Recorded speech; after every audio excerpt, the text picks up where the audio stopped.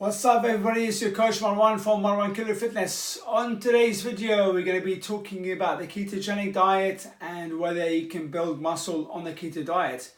This is going to be a part one of a 2 video series which I hope will be very beneficial for you guys. Alright, so part 1 is going to be talking about muscle building and keto diet, and in part 2 we're going to be talking about fat loss on the keto diet. So make sure you subscribe to the channel so that you get alerts as soon as the video goes out live. Okay, so we all know about the keto diet. For those of you who don't know, we'll go through it one more time. It involves 85% of your macros coming from fat, 10% protein, 5% carbs, with the caveat that no starchy carbs. So no bread, pasta, rice, fruits, or even some kind of vegetables. Okay, they have a yellow flag on some of the vegetables. So let's look at very simply. Okay, I'm going to try and turn this into make it really informative rather than turn it into a chemistry lesson. All right, so in order to build muscle, and to lose fat as well, we need to have optimal hormone management. 2, we need to eat enough protein. We need to eat 1 gram per pound of body weight. 3, we need to put the muscle under sufficient tension. And 4, most important of all, which is the overlooked factor, is we need to cover. Now let's look at the keto diet. The ketogenic diet involves no carbs. So when you have no carbs, carbs are turned into glycogen, and carbs affect protein synthesis, affect protein synthesis. So you need carbs to optimize protein synthesis. I can't even say it. Carbs optimize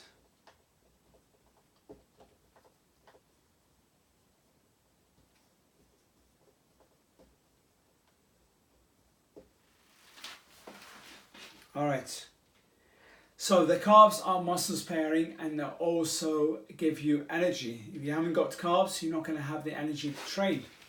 Alright, so what carbs also do, they have a direct influence rather, on testosterone levels. Now how do they do that? Because cortisol is the antagonist of testosterone. Now insulin blunts cortisol.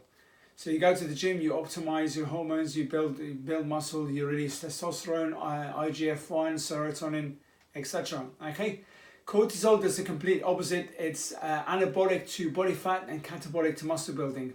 So whenever you have stress, it breaks down the amino acids for energy, along with cortisol with epinephrine and norepinephrine. They break down the amino acids and use them for energy. They raise your blood sugar. Okay, so what are we going to talk about next? Anything that basically raises cortisol for a prolonged period of time is catabolic to muscle building. Now, 3 things that are going on the keto diet that are going to raise your catabolic hormone cortisol. 1 is under recovery. 2 is going to be overtraining, and 3 is going to be overtraining, calorie restriction. So cortisol. So 3 things that raise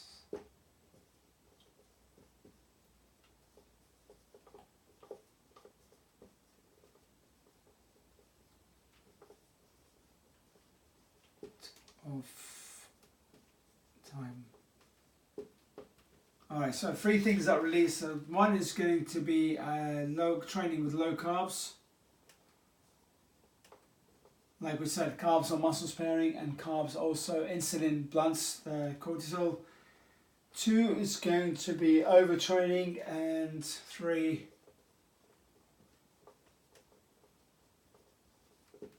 is going to be calorie restrictions.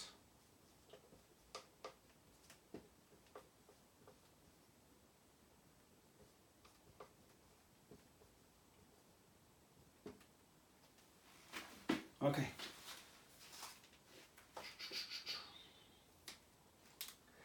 When you work out, you're going to be stressing out the body.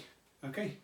Now, Let's look at the ketogenic diet. Is it going to be optimally manage your hormones? No, it's not, because we're going to be releasing a lot more cortisol than we are going to be testosterone. Okay. Are we going to be eating enough protein? No, we're not, because only 10% of your calories come from protein. So therefore, you're going to have a very, very hard time getting enough protein. You're not going to have enough protein. You're not even going to get possibly not even half of the amount of half a gram per pound of body weight. All right. 3, are we going to put the muscle under enough tension? No, we're not, because we're not going to have the energy to train. 4, are we going to recover? No, we're going to be overtraining, because we're not going to be able to recover from our workouts. Okay. So to put it another way, guys, the kind of glycogen is stored in the cell, and that's available in stored in the muscle cell, and the muscle fibers have direct access to that. So when the body hasn't got enough glycogen, what it has to do, it has to go through that process of gluconeogenesis again and get the the nutrients, rather the energy from other parts of the body, which is going to be a lot slower. Therefore, you're not going to be able to lift as heavy. The muscle contractions are going to be a lot slower. Remember that we have three energy systems in the body. We've got the creatine, ATP, creatine, phosphocreatine, which is your 10 to 15 seconds maximum exercise, which is your kind of heavy rep of bench press. Okay, 1 to 3 reps. So you've got the glycotic anaerobic system, which is your 6 to 12 reps, and you got glycotic anaerobic system, and then you got the aerobic system, which is 15 reps plus. Okay, now you're going to be weaker in all of these reps simply because you haven't got the energy to train. Now, what we need to look at on the kind of cellular level, there's something that's called the mTOR, okay, which is controls the protein synthesis, the signaling of protein synthesis, the master controller of protein synthesis in the cell. So that's activated.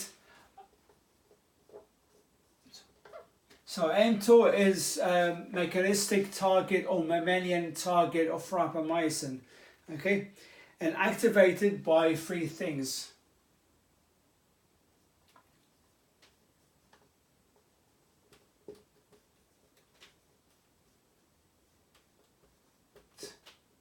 One is mechanical stress.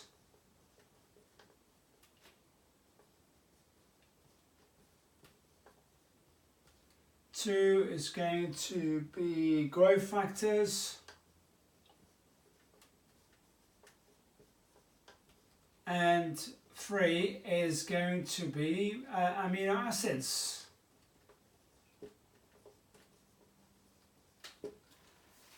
Now, we're not going to get enough protein from the diet. We're not going to get enough 1 gram of protein per pound of body weight.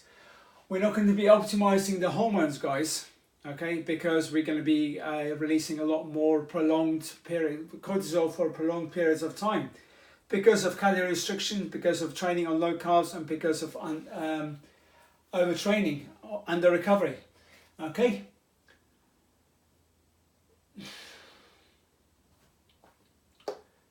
For this to be activated, it's not going to be activated because we're not going to be able to put enough stress, because we're going to be weaker. So if you're able to do 150k deadlift, you might be able to do like 70, or might even be less. Okay, simply because you're not going to have the energy to do it.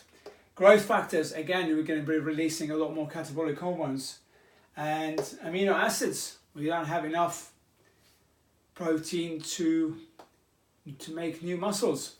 So there we go, guys.